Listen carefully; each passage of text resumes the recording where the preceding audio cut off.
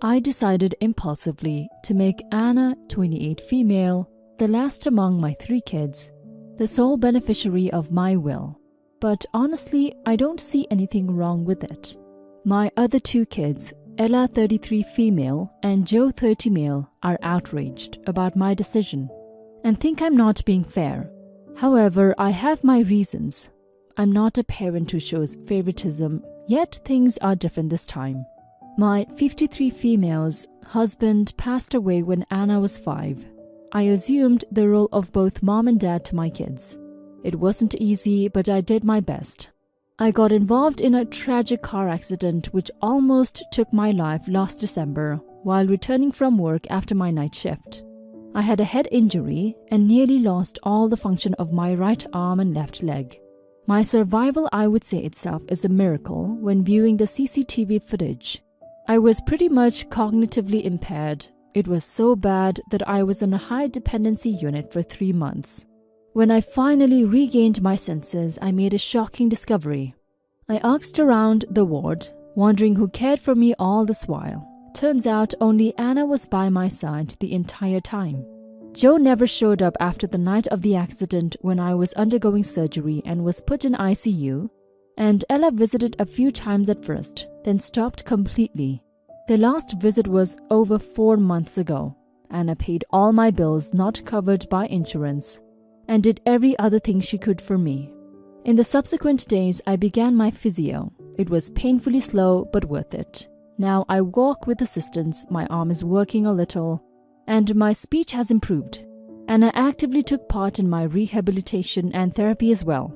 Any single mom out there would understand how I feel about my children's neglect. I have wept over this issue while alone. I did so much for them only to be completely abandoned when I'm at my lowest. If not for Anna, I would have lost my mind. So I grew vindictive. In my original will, I had my estate shared among them equally, and they were all aware of what their inheritance would amount to.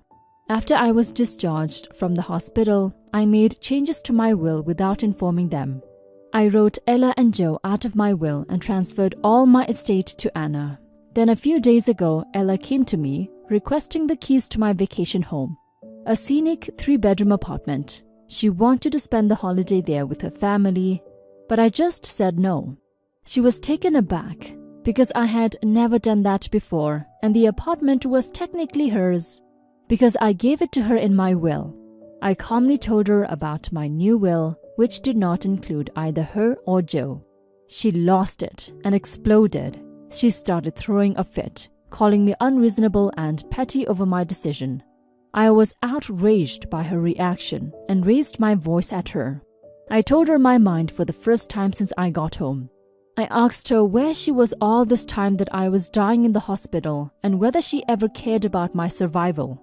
She then went ahead to stupidly claim that she was busy with her job and family, so it would be unfair for me to write her off the will on that accord. I told her if she was that busy to drop by her dying mother a couple times a week, then tough luck. She isn't getting any of her mother's inheritance. I haven't spoken to her ever since, but I can't stop wondering whether writing them off my will was too extreme of me. So am I the a-hole? Update. Anna called me yesterday crying over the phone. When she calmed down, she explained that her siblings came over to her place and screamed at her for manipulating me into making her the sole beneficiary. That was absolute nonsense, because Anna wasn't even aware of my new will. This made me furious. I called them both over a conference call and warned them about harassing Anna. Things got heated and words were exchanged. I feel very disappointed in them. I think I need to go no contact for my own sanity. Thanks everybody for reading so far. I'm sorry this happened to you, OP. I totally understand and I support your decision to make Anna the sole beneficiary of your will. Sure, your other kids are adults and they have families and jobs that need their attention, but that doesn't excuse them for not checking in on their dying mother for months. Their actions show that they don't care about whether you die or you don't. At least not enough to actually take the time to check on how you're faring and if you were going to make it. Only Anna did that. You're hurt, they hurt you, and now you're just getting back at them for what they did to you. They seem to only care about the inheritance. You should definitely go no contact with them until they apologize sincerely. Story 2. Me 28 female and my husband 34 male have been married for a year. Before I met him, I got a dog named Ollie, a German Shepherd. That was originally my sister's, but she passed away, and I immediately took him to live with me. My husband adores Ollie. He sometimes jokes that he's married to me only because of Ollie. He likes making jokes and doing pranks, but some of them are downright nasty. He would always get me worried by lying, saying Ollie ran off when he was hiding him in a place I didn't know about. He knows how much worried and stressed out those pranks make me, but he says my reaction is priceless and worth the yelling and lashing afterwards. Ollie needed to be taken to the veterinary clinic for a checkup. My husband said he would handle it. During the second visit to get the results, I received a call from my husband and his voice sounded like he wasn't okay. I asked what was wrong. I got really worried after he said it was about Ollie. I was starting to shake. I kept asking what was going on, and he told me that Ollie's been diagnosed with cancer. He said he wanted me to come over to the clinic as soon as possible because Ollie was with the vet. I couldn't stand. I started asking, is that why Ollie lost weight lately, and such. I rushed to the clinic and found my husband standing near the entrance with Ollie. First thing I noticed was him laughing hysterically, telling me that I really brought him into his lie. I was confused. He said it was just a prank, Ollie is perfectly healthy, and handed me the results to check. After I'd checked, I lost it. I lashed out at him. Not gonna lie, I called him awful names, and his face suddenly turned red like he didn't expect me to react that way. He argued that I made it a big deal, obviously, and was being mean to him over a prank that didn't even last an hour. I kept lashing out. I didn't give him a chance to keep talking. I took Ollie and the keys, then I left. I arrived to the clinic in a taxi. I left him at the clinic while me and Ollie went home by the car. 3 hours later, he came back and was upset. He usually laughs even in serious situations, but this time he didn't. He argued that I shouldn't have left him like that and that I overreacted. Said he was trying to make good memories to look back on and laugh at, but I was unnecessarily overreacting. He stopped talking after that. Just wanted to mention that this started months after his father's passing. His family said he never mentions his dad nor keeps anything of his, although they were very close. I never met his father, but they told me he wasn't suffering from anything and his death was sudden, and my husband had a hard time processing it. This could be the reason for his behavior. Not the a-hole OP. There is only one reasonable way to move forward here. You need to sit down with your husband and tell him point blank that his jokes about death, injury, illness, etc. are not now, nor have they ever been even remotely amusing. Not to you, not to his family, and not to the half of his friends who no longer speak to him because of them. Then this is the time for an ultimatum, and you have to be willing to follow through if he doesn't do his part.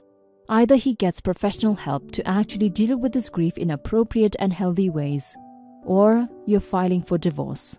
Now for some comments. Not the a-hole. This isn't a prank. This is abuse. He wanted you to feel like your beloved dog was dying for his amusement. He laughed at your pain. Even him hiding the dog and saying he ran away is unbelievably cruel. His words aside, I think he's jealous of Ollie. Forget leaving him at the clinic. You should consider leaving his lying, cruel ass entirely. Not the a-hole, and you should leave him if this behavior doesn't improve. What if you weren't arriving by taxi and drove upset after one of his pranks and had an accident? Can you actually trust him with your dog ever again? What if he thinks a prank is not telling you that the dog has a serious condition? What happens if you have kids and he pranks that one fell in the playground and is in hospital with a broken arm? He is a massive a-hole. Reminds me of my grandfather, who definitely was a proper nut. He once called his wives, my grandma's family, and told them she died so they all need together. Her father went to hospital with a heart attack and her mother nearly died when she called my grandma's number. And my grandma answered and was pretty annoyed that she was disturbed at work. LOL. When asked why my grandfather did that, he said that he missed everyone and was sure no one would come for non-emergency reasons. Not the a-hole OP. Run far away from this abuse. You deserve better. Story 3. I have a 17-year-old daughter, Eva, and a 16-year-old stepdaughter, Lucy. They really don't like each other, but as long as they are civil, that is all right. Eva is really exceptionally beautiful. Ever since she was little, I've been approached by talent scouts and modeling agencies. But I always said it had to be her choice. She used to be a competitive dancer, and when she was 8, she was approached to model for a kids' athletic wear brand. She wanted to do it, and she's been modeling ever since. She also makes good money on social media. I don't touch any of this money. It's all hers. Well, Lucy wanted to do what Eva was doing because it looked fun. So my wife took her to a modeling agency, but nothing came of it. My wife even invested in one of those scams at the mall where you have to pay them. I tried to tell her, but she really wanted this for Lucy. Well, Lucy's a pretty girl, but she just doesn't have that factor Eva does. Lucy took this out on Eva, but we put a stop to it. Lucy also tries to become an influencer. She has a small social media following and is obsessed with getting discovered. Eva quit dancing 2 years ago because she couldn't keep up with dance and modeling. She now plays school sports because they are less time-consuming. Lucy never had any interest in sports, and now she claims she's into fitness. She got on junior varsity and Eva is on varsity, and Lucy will not leave her alone. She's always critiquing her and acting like she is an expert on tennis. I recently bought Eva some new and somewhat expensive equipment, and my wife started harassing me about why I didn't buy Lucy any. This morning they got into a fight over a scrunchie, and Lucy claimed she needed it for Instagram. I yelled at both of them to stop fighting over the damn scrunchie, and then I told Lucy she needs to focus on something besides social media. She said Eva is always on Instagram, and I pointed out Eva makes money off it.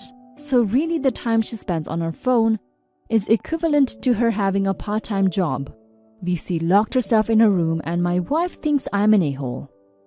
Now for some comments. You're the a-hole. There is a bias here that will only serve to drive a wedge between you, your wife, and your stepdaughter.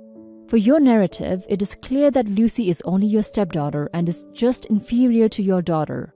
Not as pretty, not as popular on social media, not as athletic.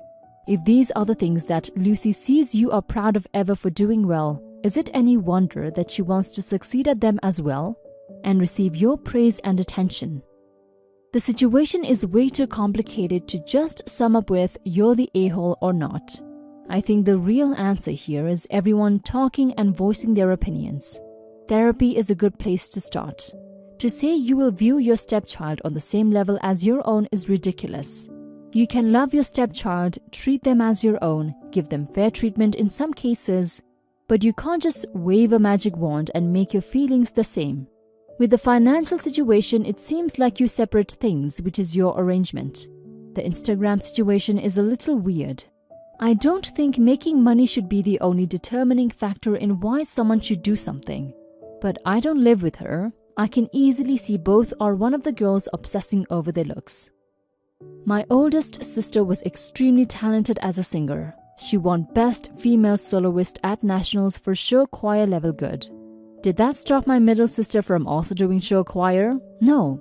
Did that mean my family treated the middle daughter differently or gave her less private lessons or dance classes? No, they got the same exact things because they were both teens that showed a passion. My parents' style was if we showed an interest in a hobby, they took it a mile. I hope to raise my kids that way. Did we end up sticking with every hobby we tried? No, but we were always given the opportunity to try. Growing up now, I realized that a lot of kids didn't get to just run with whatever they wanted to do. Whether it be financial reasons or parents not giving an F. I truly am a better person for my parents, giving me the option to try, and I hope to pass that parenting along.